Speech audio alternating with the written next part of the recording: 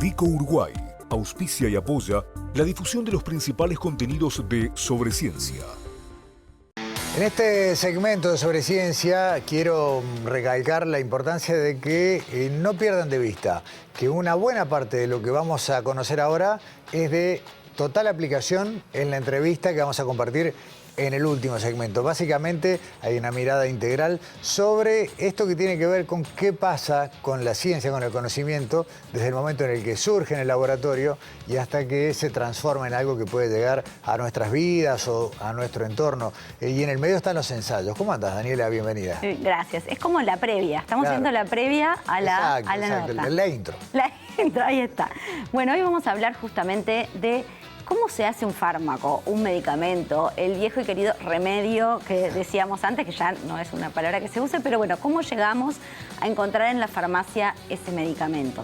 Es un camino largo que empieza con un primer paso que tiene que ver con hallar una molécula, o sea, algo tan pequeño como aquello de un pequeño primer paso para la humanidad. Bueno, todo empieza con una molécula que tiene el potencial eventualmente de tener algún efecto sobre una enfermedad, curarla, tratarla, ¿no? Ese es el primero, pero después de ahí tienen que pasar muchísimas cosas para que eso se transforme realmente en un fármaco. Ese primer paso, ese encuentro de la molécula puede ser porque lo buscamos, o sea, los científicos lo buscan, o también puede ser por casualidad. Fruto de ese azar. Totalmente. Que tan presente está en el laboratorio. La famosa serendipia, ¿no? Claro. De la historia de la ciencia está llena, desde la penicilina, que surgió porque aparecieron hongos que mataron de casualidad unas bacterias, o hasta un producto quizás más actual que es el minoxidil, que no es, el nombre del fármaco, que en realidad se usa para la caída del pelo, mucha gente lo puede conocer para la caída del pelo, pero en realidad era un antihipertensivo, ¿no? Entonces, como efecto secundario, las personas que tomaban este medicamento veían que les crecía el pelo y así surgió, así se probó también hasta llegar a este fármaco. Pero bueno, como les decía, este primer paso se llama ensayo preclínico, ¿no?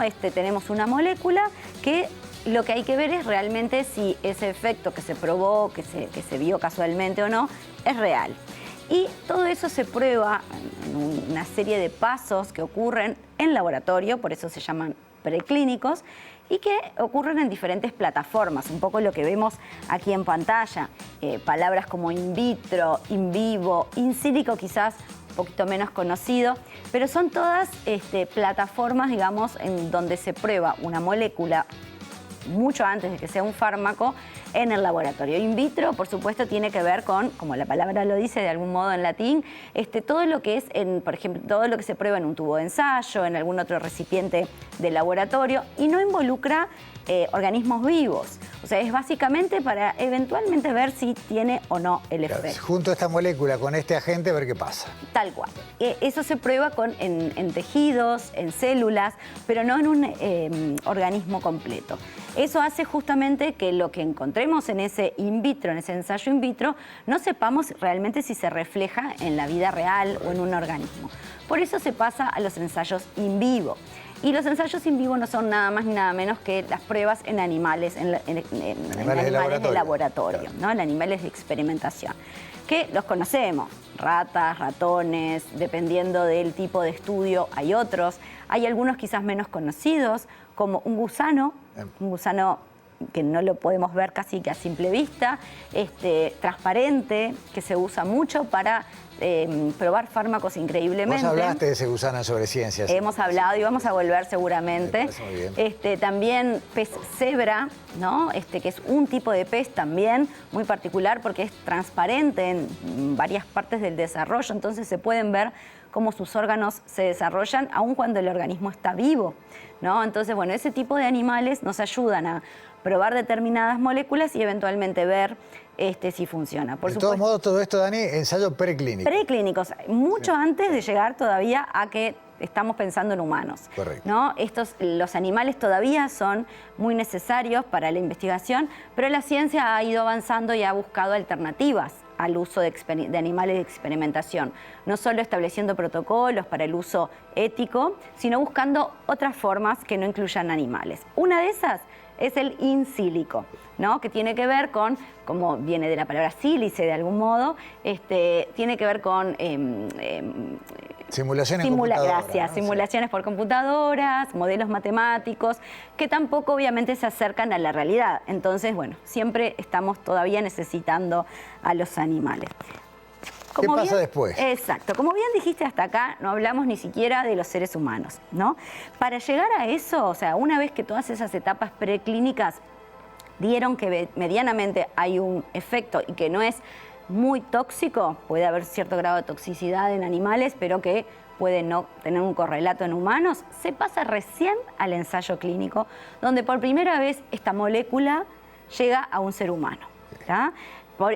¿Qué pasa cuando llega a un ser humano? Bueno, hay que tener muchísimo cuidado, hay que tener hay que cumplir muchas pautas, seguir muchas normativas, porque se han hecho un montón de, se han establecido un montón de requisitos para que sea seguro y ético. Claro, el protocolo de ensayo clínico que puede variar de un país a otro, pero en ningún caso deja de ser muy exigente. Y varían detalles, claro, porque en general esto después se prueba a nivel internacional, entonces hay pautas muy internacionales, ¿no? Y antes incluso estas son las fases, vemos en pantalla, estos ensayos en humanos tienen fases, o sea, no se prueba directamente en un montón de gente, ni con cualquier tipo de condición, sino que se van por fase. Si se aprueba a la 1, se pasa a la 2, a la 3 y a la 4. Pero antes incluso de pasar a estas fases, hay un plan. Los científicos tienen que presentar un plan donde digan quiénes pueden participar en ese estudio, o sea, en quién se va a probar esa molécula, ¿no? ¿Cuántas personas van a necesitar? ¿Cuánto tiempo van a hacer el estudio? ¿No? ¿Cómo se administra la droga? ¿Es una pastilla? ¿Es una inyección? Única vez, varias veces. Exactamente. Sí. Todo eso forma parte de un plan que hay que presentar para que sea aprobado, para ser realmente recién ahí empezar. O sea que ya vemos el camino que hemos recorrido hasta ahora y todavía no lo tomó nadie, ¿no? Bueno, entonces vamos a la fase 1, que vamos a compartir esta placa donde vamos a compartir pequeñas características, ¿no? La fase 1 de los ensayos clínicos empieza con muy pocas personas. Pueden ser 20, 30, hasta 100, no mucho más, ¿no? Esto dura unos meses, ¿no? Porque obviamente hay que, como dice ahí, el propósito es ver la seguridad y la dosis, saber cuánto le tengo que dar al paciente para tener cierto efecto y si es seguro. Por eso no puede ser demasiado amplio. Una vez que esto se hace, como dice, como lo compartimos en pantalla, 70% pasan a la siguiente fase, pero otro 30% queda en el camino. O sea, todos esos años o ese tiempo que llevó detectar esa molécula y hacerlos de algún modo no se perdió, pero obviamente se truncó el camino hacia un fármaco. Así pasamos a la fase 2. La fase 2, más allá de algunos cambios, tiene el principal cambio es que se prueba más gente, ¿no? Como dice ahí, pueden ser varios cientos de personas, lleva más tiempo, lleva hasta 2 años, el propósito ya cambia un poco, quieren ver si efectivamente es eficaz, ¿no? Y si tiene efectos secundarios ya un poquito más, con más profundidad. Y acá hay más todavía que quedan en el camino. Más fino todavía. Exactamente. Acá se prueba, por ejemplo, se hace esos ensayos que quizás hemos escuchado, de que se toma una muestra de gente y a la mitad se le da el fármaco o la molécula y la otra mitad se le da lo que se llama un placebo, que es una sustancia que no tiene efectos. Entonces se ve efectivamente si las personas que reciben la molécula tienen un efecto y los del placebo no. Eso también se regula, o sea, también la persona que participa en este estudio como voluntario sabe que le puede tocar el placebo. Entonces, como ven, hay un montón de cosas que hay que tener presente a la hora de hacer este ensayo. Y así pasamos a la fase 3. Recordemos que en la primera fase pasó el 70%. Exacto. De esta segunda ya solo pasó el 30%. 30%. Bien, va quedando poco. Ya llevamos cuántos años, sí, ¿no? Los años hablar, de experimentación, los meses, después 2 años en la otra fase. La fase 3 es la más numerosa antes de aprobar el fármaco realmente. Puede llevar hasta varios miles de personas, puede llevar hasta 4 años, o sea, porque acá se prueba ya más en profundidad la eficacia y las reacciones adversas, porque puede haber efectos secundarios cercanos, pero que se equilibran con el resultado. Entonces tenemos que ver reacciones adversas. Claro, mientras tanto ya chequeaste dosis, chequeaste efectividad, un montón de cosas, pero bueno, falta la prueba grande. Exactamente. Y esta es básicamente la prueba más grande, por eso lleva tantos años, por eso lleva tanta gente, y por eso el colador se afina nuevamente. ¿Cuántos quedan acá? Y pasan mucho menos, ¿no? Pero la buena noticia es que si pasa esta etapa, ya estamos en la fase 4, que incluye un fármaco ya aprobado, ¿no? O sea, acá ya el fármaco está aprobado, incluso está comercializado, que eso no está en la pantalla, pero también lleva un montón de tiempo porque hay que presentar la documentación ante los organismos que aprueban fármacos. Los organismos tienen que hacer todo un papeleo administrativo, que también... Sí, validar todas las etapas anteriores de Totalmente. ensayo. Entonces, bueno, cuando finalmente pasa a la fase 4 ya tenemos el fármaco aprobado y comercializado. Y esta etapa ya se hace con el fármaco a la venta o por lo menos disponible. Por eso se hace ahí quedó mal, se hace en muchísimas más personas, ¿no? Se pueden hacer en ya es de venta libre, miles digamos, claro. de personas. Claro. Ya está comercializado y lo que pasa es un monitoreo para ver realmente si con el uso no tiene ningún efecto secundario y cumple la promesa. Bien, y después de la fase 4 ya se transforma en un producto de venta común, sin inconvenientes y, bueno, de acuerdo a la prescripción médica. Exactamente. Sí. Después de la fase 4 ya puede comercializarse, pero después de esa fase obviamente ya son estos medicamentos que nadie duda de que pueda llegar a tener algún problema, ¿no? Pero acá vemos todo el recorrido, ¿no? La fase preclínica, la fase 1 con poquita gente, la 2 con más, la 3, la 4... Y vimos todo este camino que lo estamos recorriendo a una velocidad crucero en unos minutos. Todo este camino lleva entre 10 y 15 años. Sí, y no fui sacando la cuenta, pero dedujo que más o menos el 90% va quedando por el camino. Meta, ¿no? O sea, esto es para el que 10, 15 años...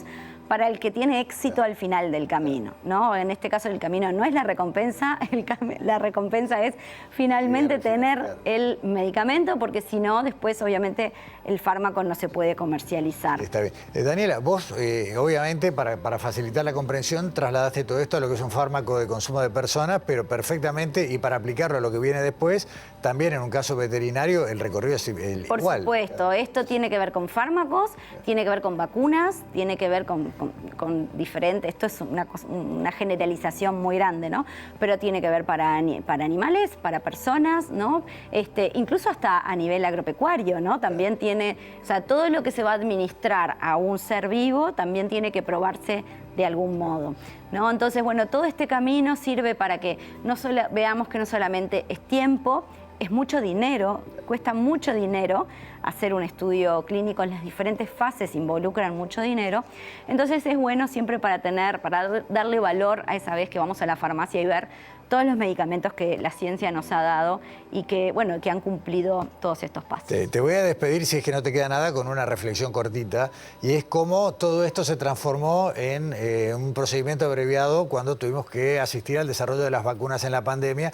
Todos estos pasos son los que se obviaron, si bien alguna base de los productos que se nos inocularon ya venía testeada, en definitiva la fase 4 fuimos, la fase 3 me animo a decir fuimos todos. La 3 y la 4 se juntaron. Déjame, es muy buena el ejemplo, porque mucha gente ha dudado, bueno, me di la vacuna y no sabía, no se hicieron todos estos pasos, no se hicieron los estudios adecuados. En realidad lo que pasa es que toda esa fase preclínica ya estaba hecha hace muchos años, o sea, no se inventó la vacuna para el COVID, lo que había era todo un conocimiento tecnológico que nos permitió desarrollar la vacuna, o sea, hacer estas fases en tiempo récord, porque primero había plata, porque insisto, muchas veces el dinero no está disponible para hacer ensayos clínicos, la gente lo estaba usando en masa, ¿no? Entonces sí puede haber habido fue un ensayo clínico a escala global. Una aceleración del ensayo, pero en ningún momento se dejó de cumplir estas etapas de algún modo, ¿no? Porque eso es lo que garantiza que podamos confiar en los fármacos, vacunas que nos da la ciencia. Muy bien, muchas gracias Daniela, la verdad que bien interesante y para reflexionar cuando tomamos algo para el dolor de cabeza, ¿cuánto pasó antes? Ahí va, un todo sobre ¿Cuántos dolores de cabeza? Totalmente. Un todo sobre los fármacos flash, ¿no? Rapidísimo. Sí. Muchas gracias. Hasta la semana que viene. Pausa y a la vuelta les vamos a contar esto mismo, pero en primera persona.